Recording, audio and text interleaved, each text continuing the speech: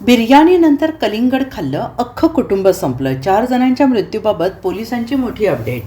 मुंबईतील पायधुनी परिसरात फूड पॉयझनिंगमुळे एका कुटुंबातील 4 जणांचा मृत्यू झाल्याचा संशय व्यक्त केला जातो आहे. बिर्याणीनंतर या कुटुंबाने कलिंगड खाल्लं होतं आणि त्यानंतर त्यांना उलट्या आणि जुलाबाचा त्रास सुरू झाला.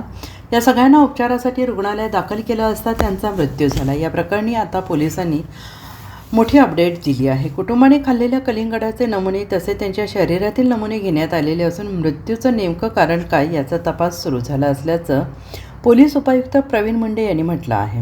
मृत्यूपूर्वी कुटुंबातील एका व्यक्तीने पोलिसांना दिलेल्या जबाबात सांगितलं होतं की त्या सगळ्यांनी एकत्रितपणे आधी बिर्याणी खाल्ली, त्यानंतर कलिंगड खाल्लं.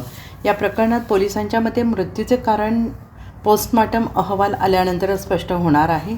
अब्दुल्ला डोकडिया, नसरीन डोकडिया आणि त्यांच्या मुली आयशा आणि जैनब अशी मुलांची नावे आहेत. Bureau report, SBN Marathi, Mumbai.